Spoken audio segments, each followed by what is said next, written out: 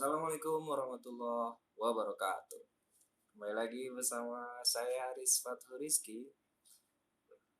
Maaf, udah bangun dari tadi sebenarnya. Kembali lagi bersama saya Haris Fathur Rizky, mahasiswa mana ya?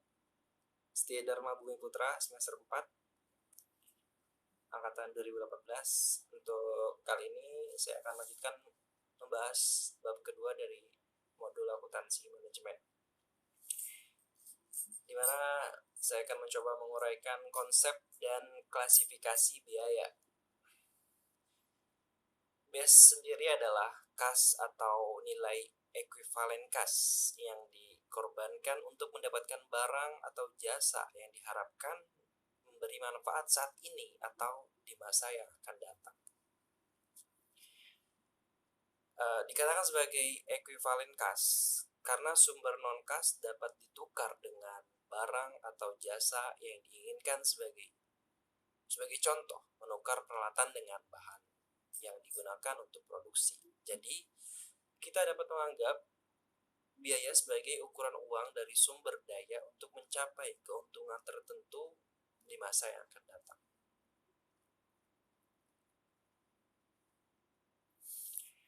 Klasifikasi biaya. Akuntan manajemen dituntut untuk menghasilkan informasi yang berbeda sesuai dengan tujuan penggunaan informasi. Informasi yang berbeda dapat menghasilkan klasifikasi biaya yang berbeda pula.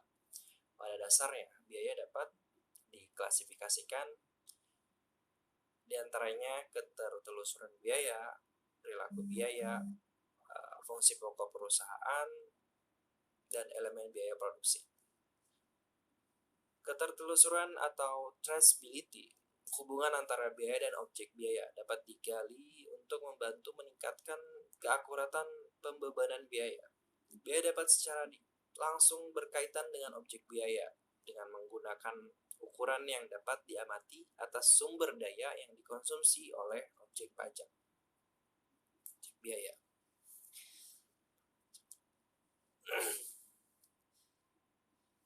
Penelusuran biaya dapat terjadi melalui dua cara, yaitu penelusuran langsung adalah proses pengidentifikasian dan pembebanan biaya yang berkaitan secara khusus dan fisik dengan objek biaya.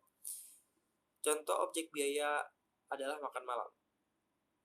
Anggaplah si Yoko mengkonsumsi sepiring nasi, sepotong daging, dan 1 gelas es tawar dengan harga 25.000 untuk biaya makan malam. Jadi biaya makan malamnya dapat langsung ditelusuri ke si Yoko karena dia sendiri yang mengkonsumsi gitu. Itu contoh penelusuran langsung. Yang kedua, penelusuran penggerak, pemicu. Penelusuran penggerak adalah pemicu untuk membebankan biaya ke objek biaya. Biaya penggerak adalah faktor penyebab yang dapat diamati dan yang mengukur konsumsi sumber objek biaya. Karena itu penggerak adalah faktor yang menyebabkan perubahan dalam penggunaan sumber daya dan memiliki hubungan sebab akibat dengan biaya yang objek biaya. Contohnya, untuk penelusuran penggerak atau pemicu. Anggaplah si Yoko dan si Aldi. Yoko dan Aldi. Dia berdua makan malam bersama di KFC mana? KFC Ciracas dengan harga 100.000,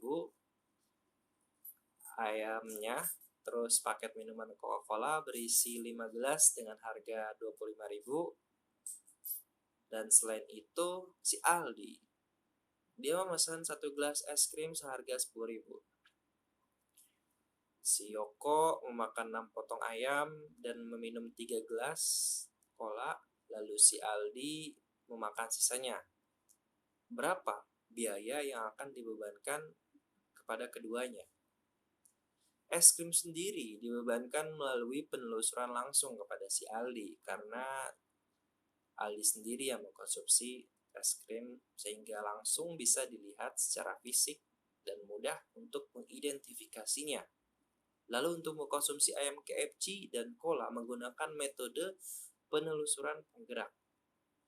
Tarif satu potong ayam adalah 100.000 per 10, sama dengan 10.000 per potong, dan tarif satu gelas Coca-Cola adalah 25.000 per 5 gelas, yaitu sebesar 5.000. Nah, perhitungannya. Es krim sendiri penelusuran langsung ke si Aldi. Untuk ayam 6 potong dikali 10.000, 60.000 dibebankan ke si Yoko. Untuk 4 potong ayam dikali 10.000, 40.000 dibebankan kepada si Aldi. Dan untuk Coca-Cola 3 gelas dikali 5.000, 15.000 dibebankan ke si Yoko. Dan terakhir 2 kali Coca-Cola 2 gelas seharga 5.000, yaitu 10.000 dibebankan kepada si Aldi.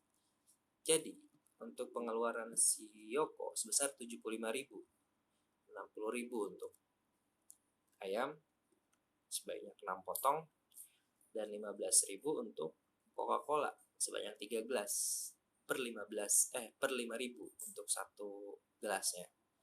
75.000 dibebankan kepada si Yoko. Sedangkan si Aldi dia mengkonsumsi es krim 10.000, terus 4 potong ayam seharga 10.000 jadi 40.000, dan 2 gelas Coca-Cola seharga 5.000 menjadi 10.000.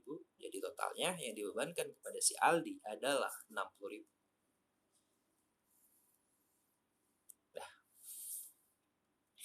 Biaya langsung adalah biaya yang dapat ditelusuri sampai kepada produk secara langsung. Biaya bahan baku dan biaya tenaga kerja langsung adalah biaya yang langsung dapat ditelusuri sampai kepada produk. Dalam pembuatan sepatu kulit adalah bahan baku yang dapat ditelusuri secara langsung.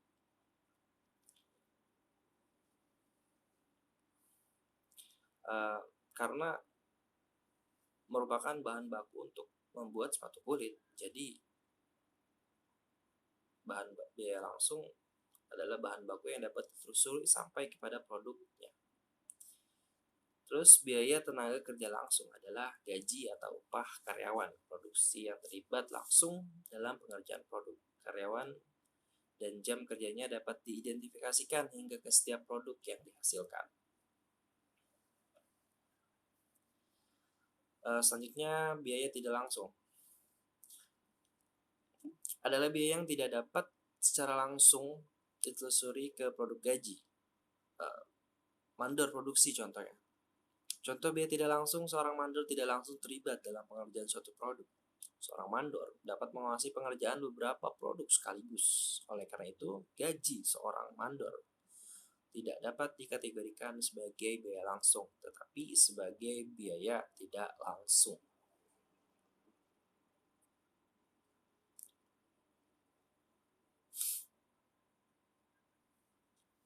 Klasifikasi biaya berdasarkan perilaku. Biaya variable cost, biaya tetap, fixed cost, biaya campuran, mixed cost. Biaya variabel adalah biaya yang jumlah totalnya berubah sebanding dengan tingkat perubahan aktivitas. Contohnya adalah biaya bahan baku dan biaya tenaga kerja langsung. Semakin tinggi produksi, semakin tinggi juga biaya bahan baku dan tenaga kerja. Jika produksi mengalami penurunan, maka biaya bahan baku dan biaya tenaga kerja juga akan mengalami penurunan. Selanjutnya biaya tetap adalah biaya yang jumlahnya tidak terpengaruh oleh tingkat aktivitas dalam kisaran tertentu. Walaupun tingkat produksi meningkat atau menurun, jumlah biaya tidak dapat berubah. Walaupun begitu, biaya tetap berunit akan berubah seiring dengan perubahan aktivitas. Apabila tingkat aktivitas meningkat, maka biaya per unit akan turun, tetapi jika aktivitas menurun, maka biaya per unit meningkat. Selanjutnya, biaya campuran atau mixed cost adalah biaya yang dimiliki karakteristik biaya variabel dan sekaligus biaya tetap. Sebagai unsur, biaya campuran berubah sesuai dengan perubahan aktivitas, sementara biaya unsur biaya campuran yang lain tidak berubah walaupun tingkat aktivitas mengalami perubahan. Biaya listrik adalah contoh biaya campuran. Biaya pemakaian listrik berubah sesuai dengan perubahan tingkat pemakaiannya. Sementara biaya abonemen listrik tidak berubah walaupun biaya pemakaian listrik berubah.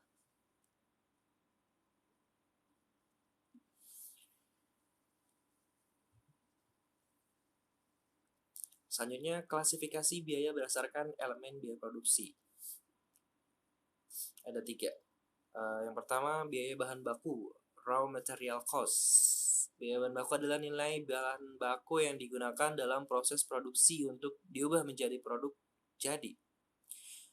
Biaya bahan baku dapat dikategorikan dalam biaya bahan baku dan biaya bahan penolong. Biaya bahan baku adalah biaya yang dapat ditelusuri langsung dan signifikan ke produk. Contohnya yang tadi, biaya kulit untuk bahan baku pembuatan sepatu kulit. Sedangkan biaya bahan penolong adalah biaya yang tidak signifikan. Biayanya seperti benang, lem, dan lain-lain dalam produk sepatu contohnya. Selanjutnya biaya tenaga kerja langsung, direct labor cost. Biaya tenaga kerja langsung adalah besarnya nilai gaji dan upah tenaga kerja yang terlibat langsung dalam pembuatan produk. Pada dasarnya ada 2 jenis biaya tenaga kerja, yaitu tenaga kerja langsung dan tenaga kerja tidak langsung. Karyawan produksi yang terlibat dalam produksi adalah karyawan langsung, seperti buruh. Dan sedangkan biaya tenaga kerja tidak langsung itu seperti supervisor dan kepala pabrik. Karena mereka tidak terlibat langsung dalam pembuatan produk yang dihasilkan oleh pabrik. Terakhir, biaya overhead pabrik, manufacture of overhead cost. Biaya overhead pabrik adalah semua biaya produksi selain biaya bahan baku dan biaya tenaga kerja langsung. Contoh biaya overhead pabrik adalah nilai bahan penolong yang digunakan, gaji tenaga kerja tidak langsung, depresiasi perawatan pabrik, depresiasi gedung pabrik, dan asuransi pabrik. Biaya bahan baku dan biaya tenaga kerja langsung dapat ditelusuri secara mudah, sedangkan biaya overhead sulit untuk ditelusuri. Oke.